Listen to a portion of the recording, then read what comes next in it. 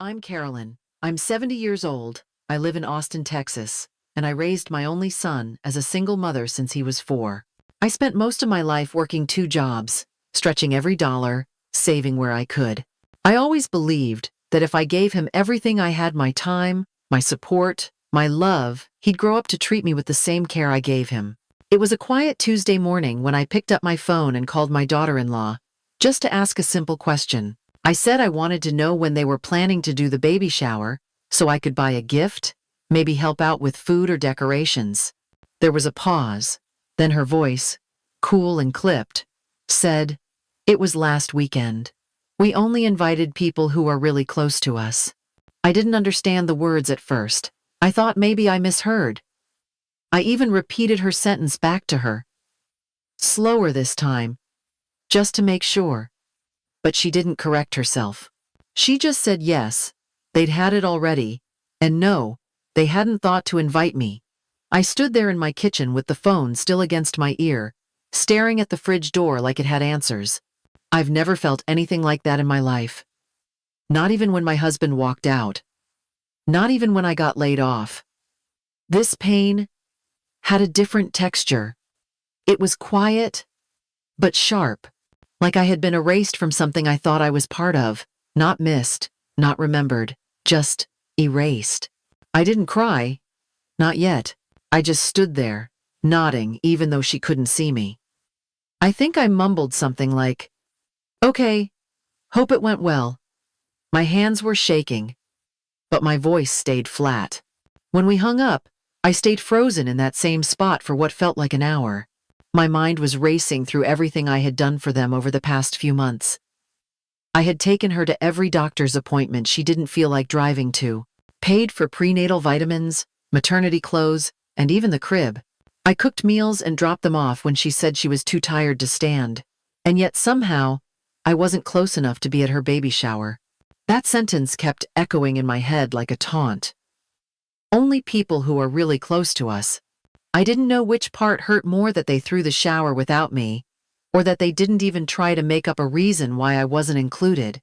It was cold, deliberate, a line drawn in the sand that I hadn't even seen until it was too late.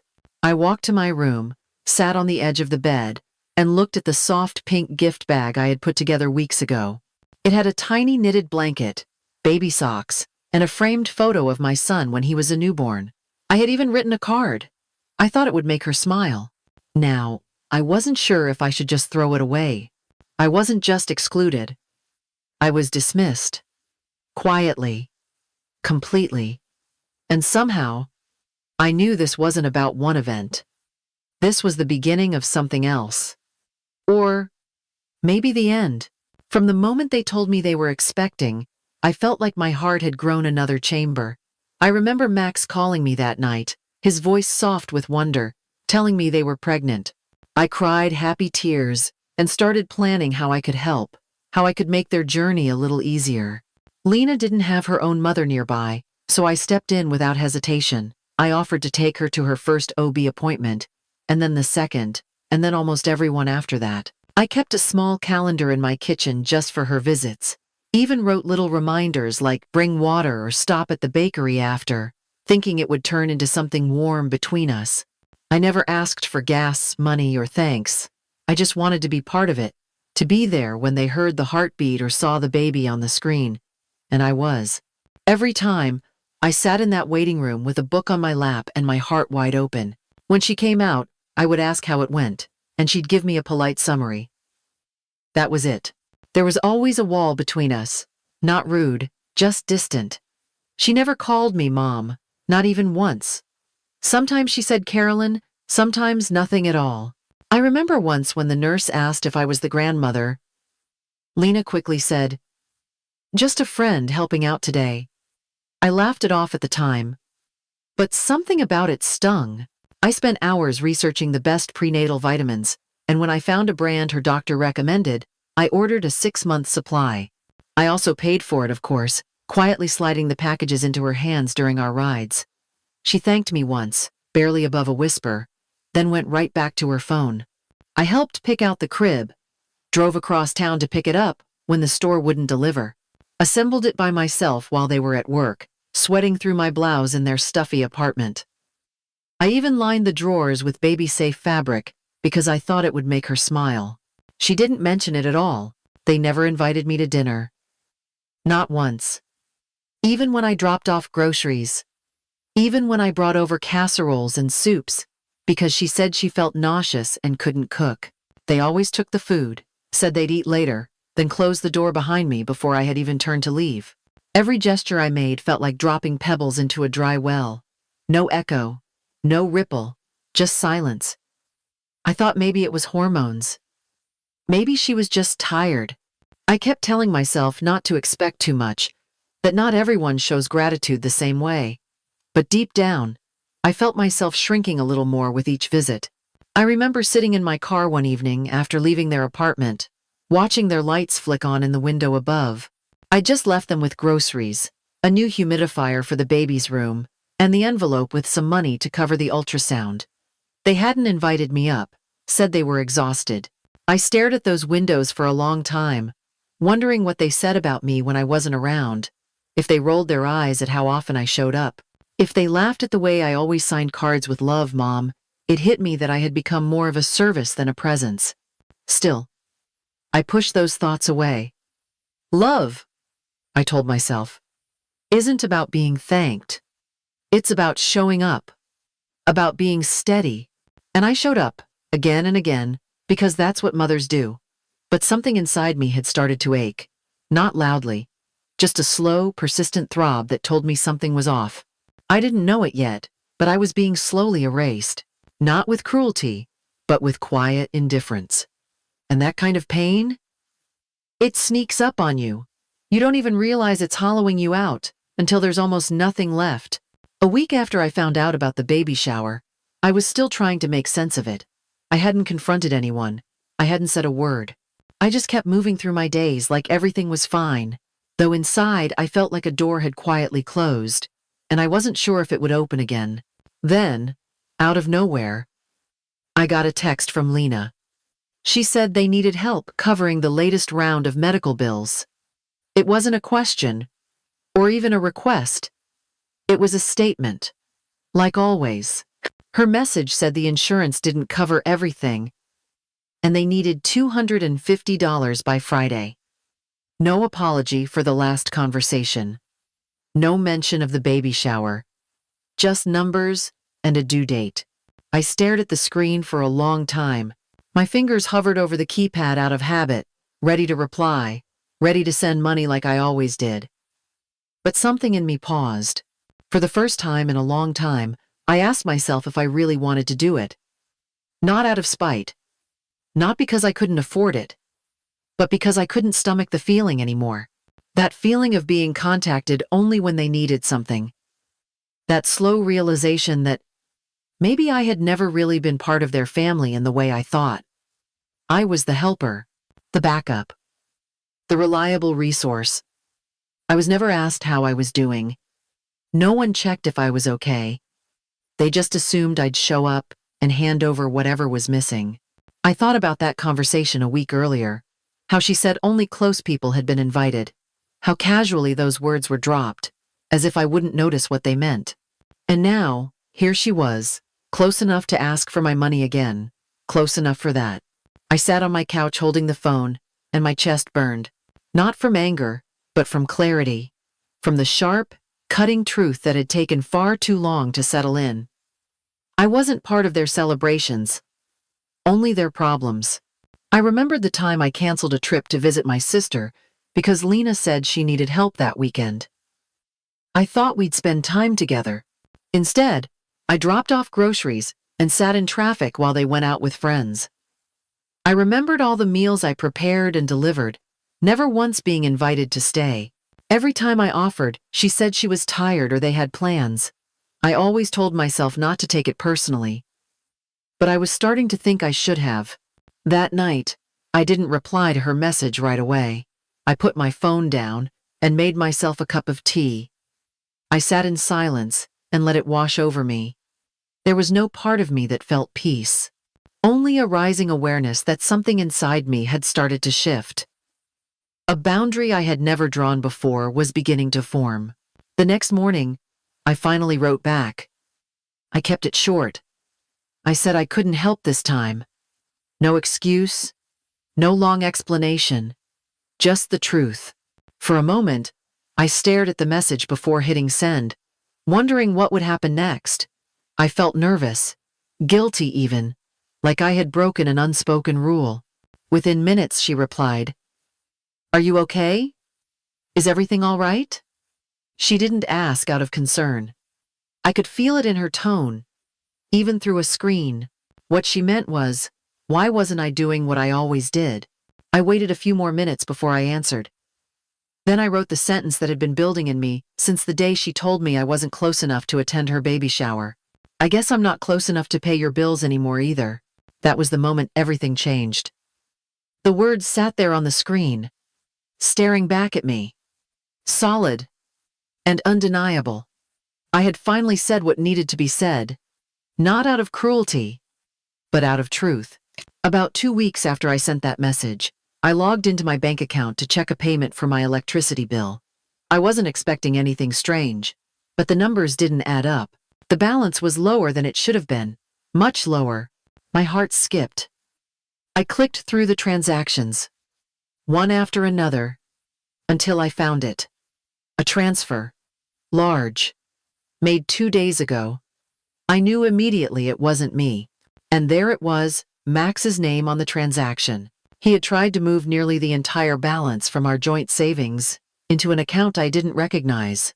I froze. I felt my throat tighten and my hands go cold. It wasn't just the money. It was the fact that he hadn't said a word. No phone call, no message. Just a quiet grab for everything I had worked decades to save. After all the sacrifices, after everything I had done, this was what it came to. I grabbed my keys and drove straight to the bank. I don't even remember putting my shoes on. I just needed to get there before anything else happened. My fingers tapped the steering wheel the entire drive. My thoughts were racing, but one kept looping. He knew exactly what he was doing. At the bank, I walked straight to the counter and asked to speak with someone about a flagged transaction. I must have looked pale, because the teller offered me water before I even sat down. I told them it was unauthorized, that it was a joint account, yes, but the money had been placed there by me alone, and that I had reason to believe it was being taken without my consent. The manager pulled up the details. Luckily, the transfer hadn't cleared fully yet. It was pending. She said we still had time to reverse it. I signed papers so fast my hands trembled. When she asked if I wanted to close the joint account entirely, I didn't hesitate. Yes. Close it now. Move everything to a new one. In my name only. By the time I left that building, I wasn't shaking anymore. I felt solid, heavy, but grounded, like something permanent had just snapped into place. I wasn't going to be caught off guard again. Whatever came next, I would see it with my eyes wide open. A few days after I closed the joint account, I drove over to their apartment. I still had a spare key, and something inside me needed closure. The place was in my name. I had signed the lease for them when they said their credit wouldn't qualify. I paid the deposit, covered the first 6 months. I figured the least I deserved was a conversation. When I got there, I walked up the stairs like I had a dozen times before. I slipped the key into the lock. It didn't turn. I tried again, slower this time. Still nothing. That was when I noticed the scratches around the keyhole. The lock had been changed. My stomach dropped. I knocked. Once. Twice. No answer. Then I heard movement behind the door. A whisper. And suddenly, Lena's voice came through. She said I needed to leave, that I wasn't welcome anymore. She didn't open the door. She just stood behind it and said that if I didn't leave, she would call the police. I stepped back in disbelief. I told her this was my lease, that they couldn't just shut me out like this, that I had paid for this roof over their heads. She didn't care. She said I was harassing a pregnant woman. I laughed. It came out bitter and sharp. I couldn't help it. 5 minutes later, 2 officers pulled into the lot. I stood on the sidewalk, arms crossed, heart pounding. I explained everything. One of them looked sympathetic, but it didn't matter. Legally, I wasn't a tenant. I had no mail going there, no proof I had rights beyond the lease. They asked me to leave and settle it through the court if I wanted to fight it. I drove away in silence. Not a word. Not a tear. I just gripped the steering wheel and stared ahead. It wasn't just about being excluded anymore. It wasn't about hurt feelings. This was something colder, more calculated. They didn't just want me out of their lives, they wanted me erased. In that moment, I knew. Whatever I thought we had left between us was gone. Not broken, not bruised, just gone. And somehow, that was the part that hurt the most. The morning after they shut me out, I woke up and sat in silence for a long time. No phone buzzing, no one needs anything. It felt strange at first, like I'd slipped out of the world I had lived in for years. But beneath the sadness, something quieter had started to grow, a sense of relief. I made a list that day, not of things to buy or people to help. A list for me. The first thing I wrote was, close every door that lets them in. I started with the bank.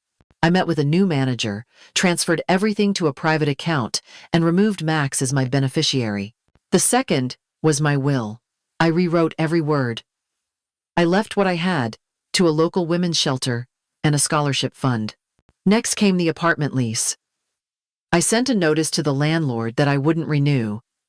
Let them figure it out. I packed what I wanted to keep from my own home and donated the rest. I moved into a smaller place outside the city. 1 bedroom. Big windows. Quiet neighbors. No memories in the walls. Then I gave myself permission to breathe. I joined a yoga class at the community center. My joints ached at first, but I kept showing up. I took an intro to watercolor painting, something I hadn't touched since high school. I found peace in soft colors and messy lines. Nothing had to be perfect. It just had to be mine. I also signed up as a volunteer at the hospital. Twice a week, I hold newborns in the NICU, whose parents need rest or time off. The first time I cradled one of those babies, my hands trembled. But the baby just slept, curled into me like it was the most natural thing in the world.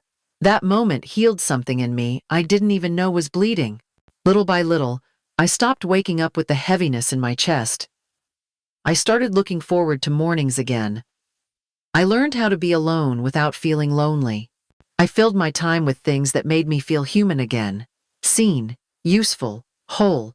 The pain didn't disappear, but it stopped defining me. What replaced it was a quiet strength, the kind that doesn't need to prove anything to anyone. I wasn't just surviving anymore.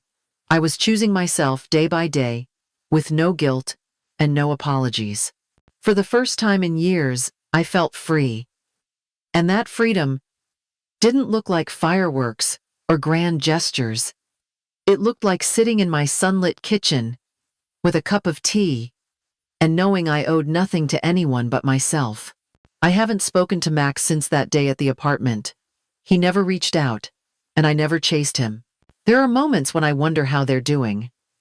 If the baby is healthy, if he ever tells stories about me. But I don't stay in those thoughts for long. I've learned how to let them pass without pulling me under. There's a kind of silence that used to terrify me. Now, it feels like peace. It means no one is draining me. No one is asking for more than I have to give. It means the life I live is mine, entirely mine. And that matters more than being included in a family that only saw me as a resource. People talk about forgiveness like it's a destination. I don't know if I've made it there, but I do know I've found clarity.